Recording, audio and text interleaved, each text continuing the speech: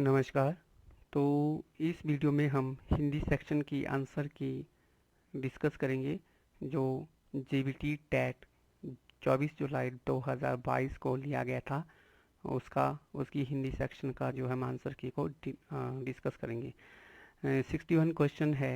र का उच्चारण स्थान है, र का उच्चारण स्थान मूर्धा होता है। और 62 क्वेश्चन, गिरिधर समस्त पद में कौन सा समास है? गिरिधर समस्त पद में जो है बहुव्रीहि समास होता है।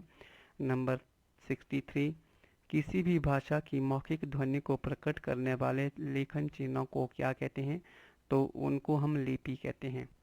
उसके बाद हमारे पास 64 नंबर का क्वेश्चन है, उत्पत्ति या स्रोत के आधार पर शब्द कितने प्रकार के होते हैं? तो उत्पत्ति और स्रोत के आधार पर शब्दों के जो है 4 भेद होते हैं। 65 नंबर का क्वेश्चन है, अट्टालिका शब्द तत्सम शब्द है, ठीक है, ये ऑप्शन राइट है। समूहवाची शब्द कुंज किसके साथ प्रयोग किया जाता है? तो ये लताओं का जो है कुंज होता है, ठीक है, तो इसका भी ऑप्शन राइट ऑप्शन होगा। कवि का स्त्रीलिंग क्या होता है? कवयित्री होता है, सी ऑप्शन राइट आंसर है, कवयित्री।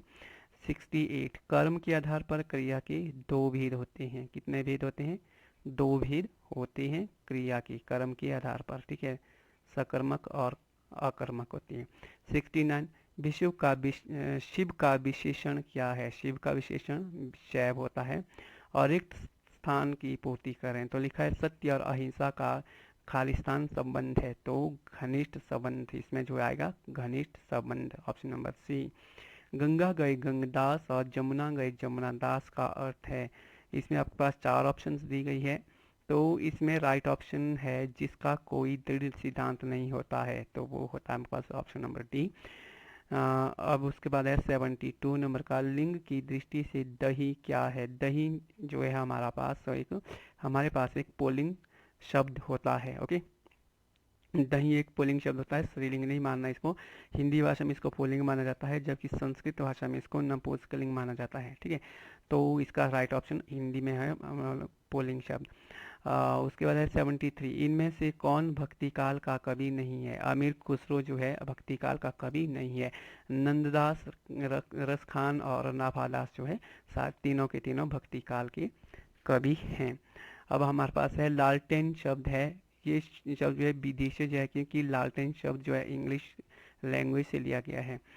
75 क्वेश्चन है, रात दिन शब्द में में समास बताने के लिए उचित विकल्प का चयन करना है हमने।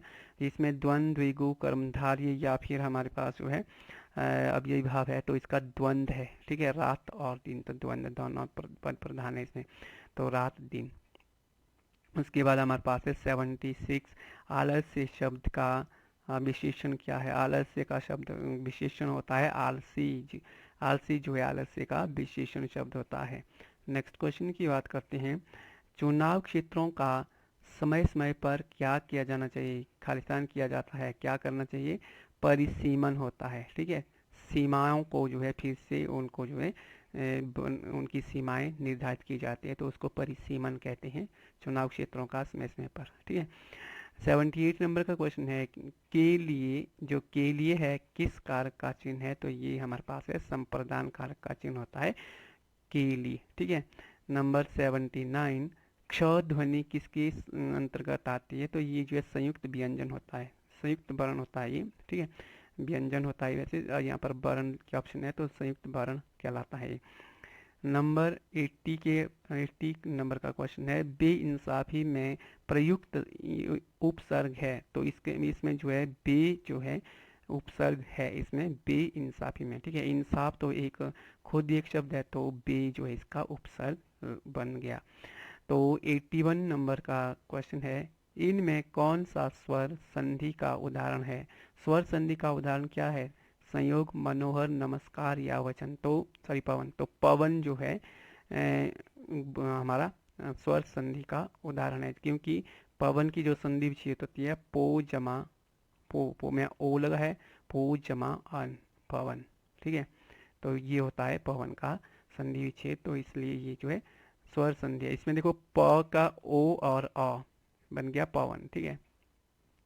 उचित विकल्प चाहिए तो हमारे पास अंगूठा दिखाना, उचित विकल्प चुनिए, सॉरी। तो अंगूठा दिखाना, अंगूठा दिखाने का मतलब साफ इनकार करना, देने से इनकार करना, ठीक है। तो साफ इनकार करना या देने से इनकार करना।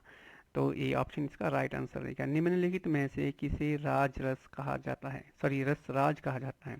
तो रस राज तो आपको पता ही है, श्रृंगार रस को कहते हैं। बहुत ही सरल सा क्वेश्चन है। हिंदी की विशिष्ट बोली ब्रज भाषा किस रूप में सबसे अधिक प्रसिद्ध है? ये जो है हिंदी की जो प्रसिद्ध बोली ब्रज भाषा है, ये जो है काव्य भाषा के रूप में सबसे अधिक प्रसिद्ध है, ठीक है। तो ये काव्य भाषा इसका राइट आंसर होगा।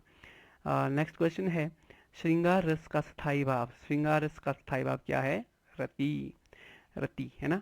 86 का है, हिंदी में स्वतंत्र रूप से में बोले, हिंदी में स्वतंत्र रूप में बोले जाने वाले अक्षर क्या कहलाते हैं? तो ये तो निश्चित तौर पर हमारे पास स्वर होते हैं, ओके, क्योंकि स्वर ही सबसे छोटी ध्वनि होती है। संयुक्त अक्षर तो नहीं होंगे और व्यंजन स्वरों की सहायता से बोले जाते हैं, और स्वतंत्र ध्वनि जो है हमारे पास स्वर ही होते हैं। भूतकाल के कितने भेद होते हैं? तो भूतकाल के 6 भेद होते हैं, याद रखना 6 भेद होते हैं। और 88 नंबर का क्वेश्चन है, ह्रस्व दीर्घ और प्लोत किसके भेद है? ह्रस्व दीर्घ और प्लोत जो है स्वर के भेद होते हैं। स्वर 3 प्रकार के होते हैं, ह्रस्व दीर्घ और प्लोत। ह्रस्व जब से जिसमें जो है सबसे कम जो है ध्वनि निकले, मतलब कि कम समय लगता है बोलते हुए, जैसे अ ई उ है ना।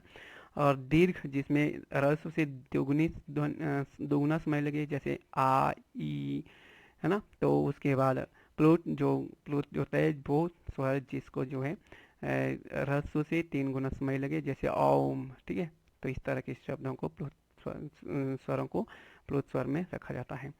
इसके बाद हमारे पास है 89 नंबर का, निम्नलिखित में से कौन सा यौगिक शब्द है? यौगिक, देखो यौगिक का मतलब है जोड़ा हुआ, ठीक है, योग से बना हुआ, 2 शब्दों के बने हुए। इसमें हमारे पास क्या है? विद्यालय, विद्या और आलय, ठीक है। तो ये हमारे पास विद्यालय जो है यौगिक शब्द है।